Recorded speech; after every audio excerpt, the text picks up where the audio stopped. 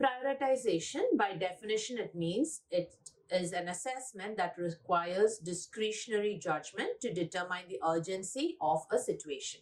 In other words, നമ്മൾ ഒരു പേഷ്യന്റിനെ assess ചെയ്യുമ്പോൾ അവരുടെ കണ്ടീഷൻ അസസ് ചെയ്തിട്ട് അവർക്ക് നമ്മൾ എത്ര പെട്ടെന്നാണ് ഇന്റർവെൻഷൻ ചെയ്യേണ്ടത് എന്നുള്ളത് ഡിറ്റർമൈൻ ചെയ്യുന്ന ഒരു പ്രോസസ്സിനെയാണ് നമ്മൾ പ്രയോറിറ്റൈസേഷൻ എന്ന് പറയുന്നത്. So in prioritization, you basically have a couple of principles that you have to follow when you're going to go for prioritization. And the first one is ABC, airway, breathing, circulation. Airway എന്ന് പറഞ്ഞിട്ടുണ്ടെങ്കിൽ in your respiratory system, through your mouth, your pharynx, larynx, ആ ഒരു airwayയിൽ you're watching to see if there's any obstruction. What happens is when you have an obstruction in airway, you're obviously not able to breathe. So the person would like for example, a situation like choking. അങ്ങനെ ഒരു situationൽ your airway is obstructed. So that is to do with your airway.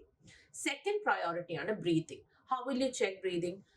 നമ്മൾ ശ്വാസം എടുക്കുന്നതിന്റെ rate and rhythm. അതാണ് നമ്മൾ ബ്രീത്തിങ്ങിൽ നമുക്ക് first check ചെയ്യാനുള്ളത്. Next thing is, are you using any accessory muscles?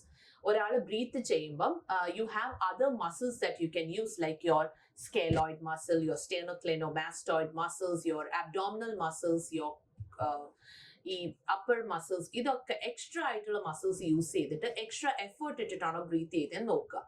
That is how you know if a person's breathing is affected. Third is circulation. That is basically how your blood flows in your body. How will you know circulation is affected? Is heart rate koravarikum, pulse koravarikum, your skin will not be warm anymore, it will be cold and clammy. Capillary refill normal 2 seconds on it, this will be longer than 2 seconds, and your blood pressure will be tanking. Blood pressure koranirukum. Anganeyanu nammalku will be able to understand where your airway, breathing and circulation is affected. Eppozhum ആദ്യത്തെ intervention നമ്മൾ airway sort ചെയ്തിട്ട് വേണം breathing sort ചെയ്യാൻ, അത് കഴിഞ്ഞിട്ട് വേണം സർക്കുലേഷനിലോട്ട് പോകാൻ. ഇതിനൊരൊറ്റ എക്സെപ്ഷനേ ഉള്ളൂ, that is when you doing CPR.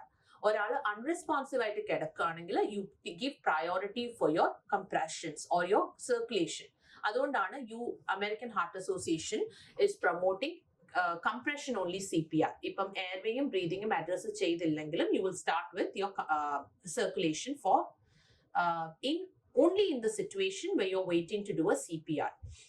The next thing with next principle or the next technique that you can do is, in a situation patient airway, breathing and circulation is fine.